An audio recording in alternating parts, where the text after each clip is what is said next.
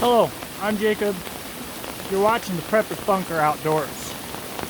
Recently I did a video on LAPG, or LA Police Gear pants, and some of the comments reminded me of something, and it's something that I've been meaning to talk about in a YouTube video for a long time, and kind of that's how I test gear and why.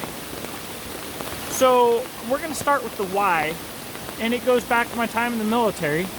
I realized that I discovered deficiencies and problems with gear much sooner than my peers.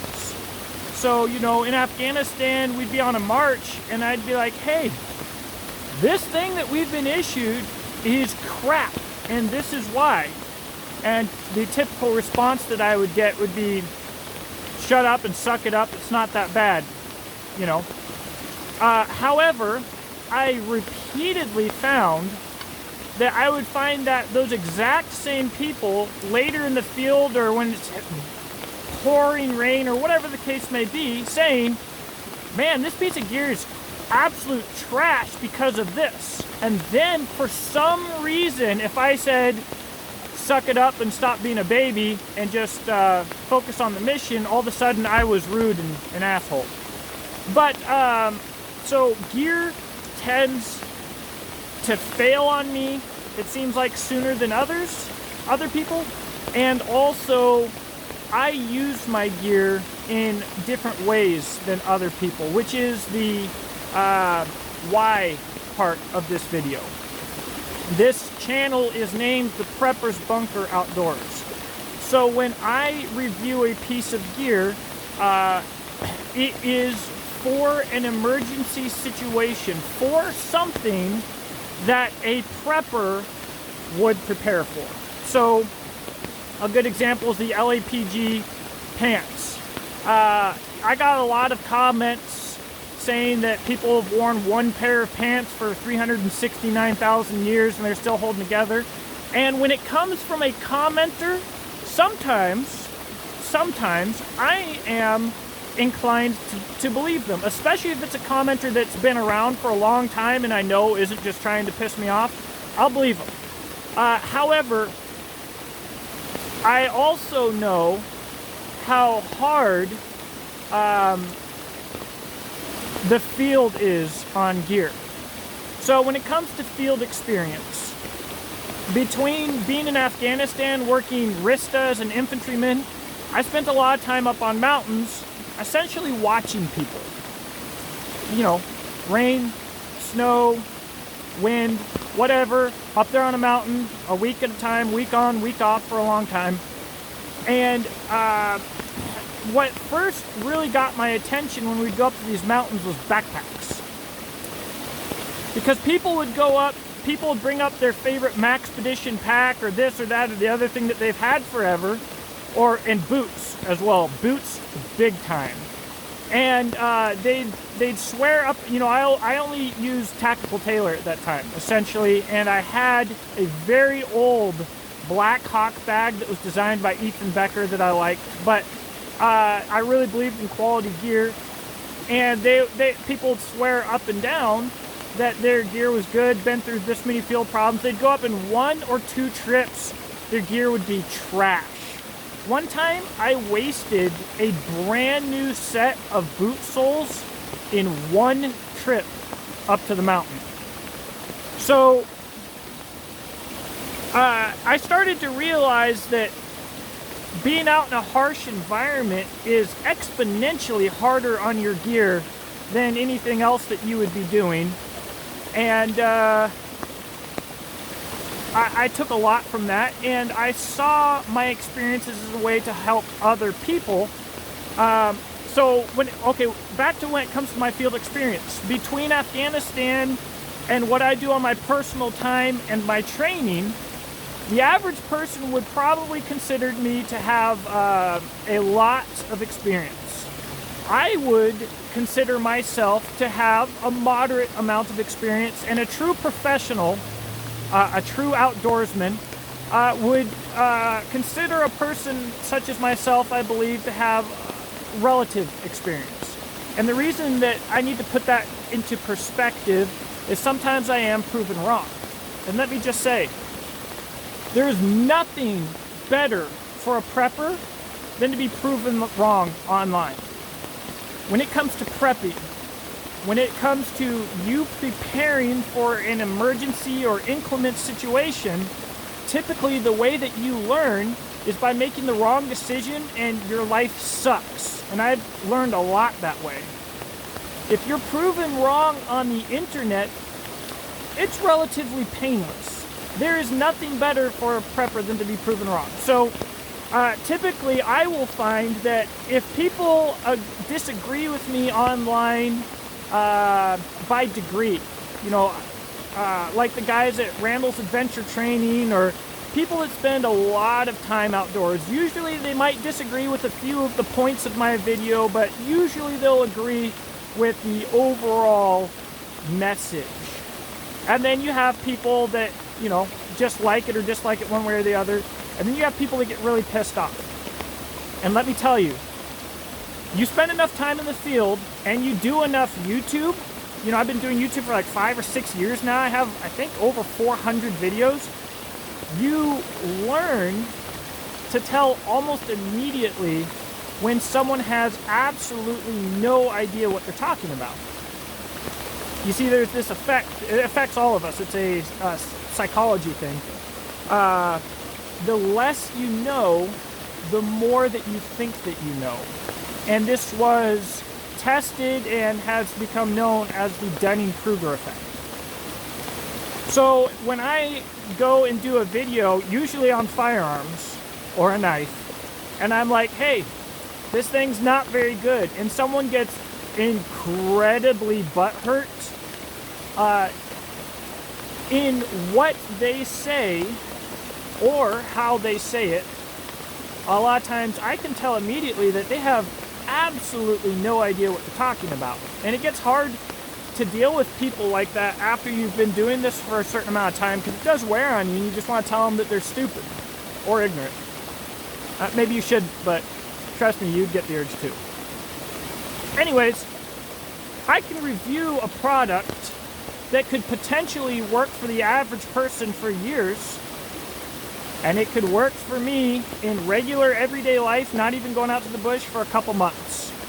And what I would say to you as the person who's it's been working for years is, first off, I'm glad that you have a product that works for you. However, from the perspective of prepping, if you're looking at putting aside gear for taking out to the field, probably a safe bet to not trust it for that. Flashlights, guns, knives, gear.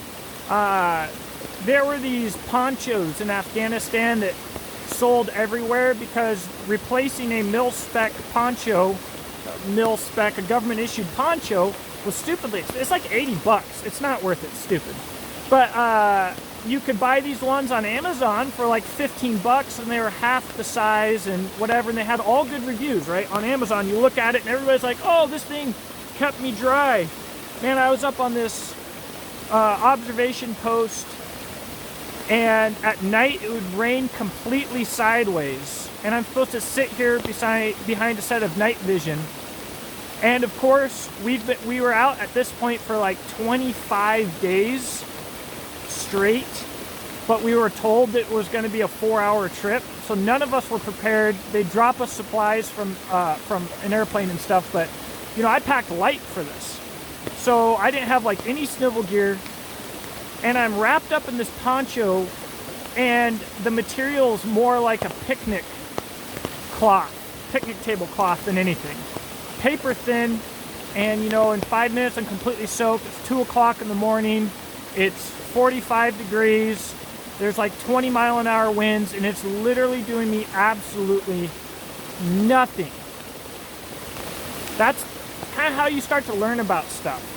And the problem is in our daily lives, even preppers tend, you can be a absolutely hardcore prepper, but skimp on every piece of gear that you buy because you enjoy buying it. You'll buy a wide range of gear but you can't justify spending too much money because you got to pay the bills, and you don't really go out and use your gear anyways. You don't really know any better. You buy stuff that looks good because it's fun, and in your head it makes sense. All right? And so it's important enough for you to spend all of this money on, but it's not important enough for you to take the time off work to go get experience, and it's not important enough to you to invest in quality stuff. So the problem is, from my perspective, I'm trying to tell you from experience what's good or bad for an emergency, and people have no experience with something, but they've already bought into marketing, and to be told that they didn't make the right decision, even though I didn't know what decision they made or didn't make, really pisses them off. These people are missing an excellent opportunity to make a good decision without having to learn the hard way. You know, it is what it is. I put out this content for free. And companies don't sway my opinion. I'm not attached to any marketing team. I am what I believe YouTube should be, which is grassroots organic content put out by people who are passionate about something. That's what I do, and that's what I believe in. And so that's why I do it. Not everybody out there is like that. Not all the YouTube channels out there are like that, but I believe that that's the right way to do it. And I've been offered money from companies, and honestly, if a company is going to offer me money, I don't want to work with them because they want to buy advertisement. One thing that you need to know, and now that this has become a rambling video, is that there is no better return on investment than YouTube videos. So a company can send 300 Olights to a marketing company, right? And they can send that marketing company $15,000. So they have a total investment of like $15,100 for Olight. And now these marketing companies will send them out to 100 people. The 100 people will have a day that they need to get the video up by, and what they get out of it is the marketing company is going to make sure that they get a ton of views through their channels, and that way they can make a lot of money through YouTube. So the marketing company doesn't have to pay them. The marketing company is getting paid. They get product out to people. Now, so we said that they had, what, $15,100 invested in this, whatever it is I said. If they wanted to do one TV commercial on one channel in the middle of the night, it might cost them $30,000. And the return on investment would be nothing compared to what they would get through YouTube. That's why YouTube has become so corporate. That's why good videos are hard to find. That's why it's so easy to find reviews on certain products and so difficult to find reviews on other products, because I review whatever I find and like and want to review, which means I'm like the only guy who has reviews on a ton of products, and they don't get a lot of views because they're not being pushed by marketing companies. People ask me all the time, like, why don't other people review these products? Why aren't there more views? It's because the manufacturer of that product is not pushing that product to these advertisement agencies. Anyways, this has gone on for too long. That's why and how I review. If you like it, stick around. If you don't, don't. One of my favorite comments to make when people tell me that they've unsubscribed is that I love it when the trash takes itself out, because even if I lose 90% of my subscribers, I'm probably still going to be here doing the exact same thing because it's what I enjoy doing. And the other thing is, sometimes you're not going to like what I say. Even if you're a patron of mine, sometimes you're not going to like what I say, but if you value the fact that I'm going to be honest regardless of whether you like everything that I say or not, you're going to stick around. And if you're fragile, you're not looking for the truth anyways, or at least you're not looking for honesty. So there you guys go. We won't get into psyops and crap like that in this video, or politics. That'll be enough for today. Thanks for watching. I hope that you have a blessed day, and I will talk to you in the comment section below.